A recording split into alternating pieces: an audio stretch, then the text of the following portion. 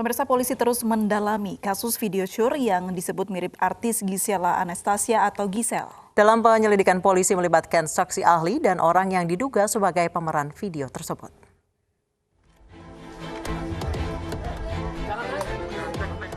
Polisi terus mengembangkan penyelidikan kasus video syur yang disebut mirip artis Gisela Anastasia atau Gisel. Dari pemeriksaan saksi ahli, polisi kini tengah memprofiling atau menganalisis mengenai pelaku dalam video syur yang diduga teman Gisel. Namun, Kabid Humas Polda Metro Jaya tidak menjelaskan siapa teman Gisel tersebut. Yusri hanya menyebut teman Gisel ini merupakan hasil pemeriksaan saksi ahli IT. Nantinya lagi untuk video yang ini akan kita panggil lagi khusus.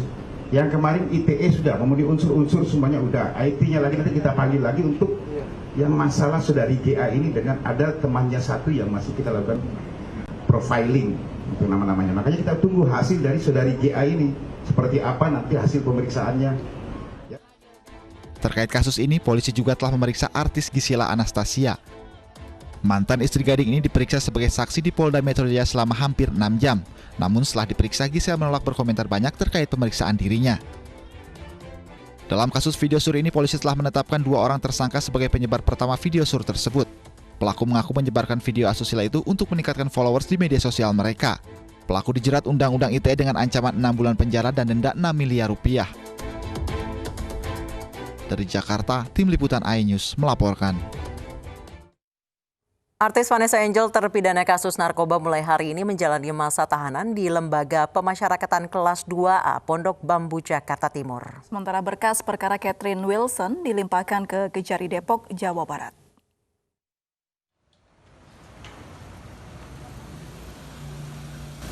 Didampingi kuasa hukum dan suaminya, artis Vanessa Angel mendatangi lapas wanita Pondok Bambu, Jakarta Timur.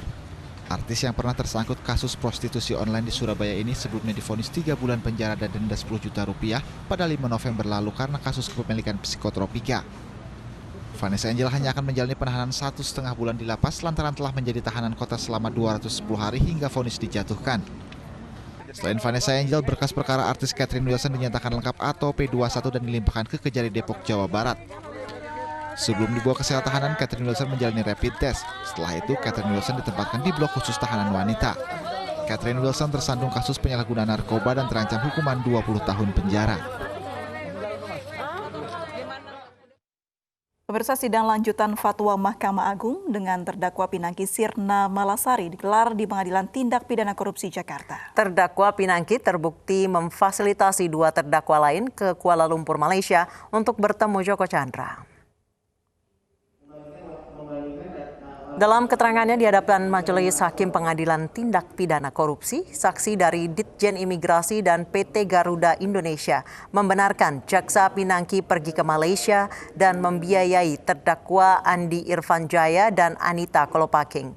Dari data perlintasan imigrasi mencatat pada 25 November 2019, terdakwa Pinangki, Anita Kolopaking, dan Andi Irfan Jaya bersama-sama melakukan perjalanan ke Kuala Lumpur.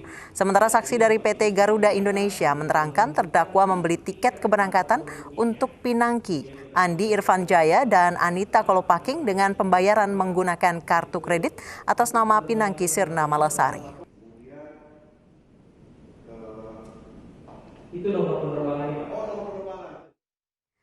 Pemirsa, tanah Nagamori di Labuan Bajo, Kabupaten Manggarai Barat, Nusa Tenggara Timur atau yang akrab disebut dengan Pulau Golomori, menurut rencana akan menjadi lokasi pelaksanaan konferensi tingkat tinggi atau KTT G20 dan ASEAN Summit pada 2023 mendatang. Sejumlah persiapan pun terus dikebut agar pulau ini lebih cantik mempesona dan siap menyambut perwakilan negara-negara yang akan hadir melihat keindahan Indonesia.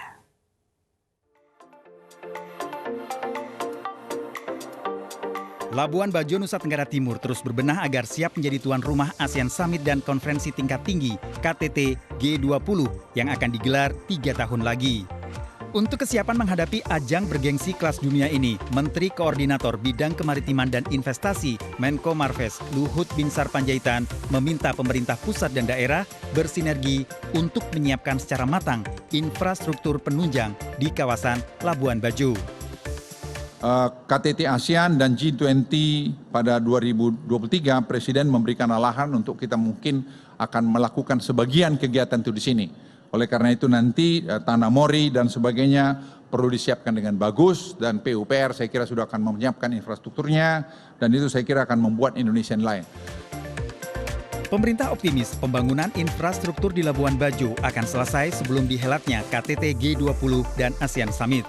Infrastruktur yang ada nantinya berguna untuk mempercepat pemulihan industri pariwisata yang terkena dampak pandemi COVID-19. Tim Liputan iNews melaporkan.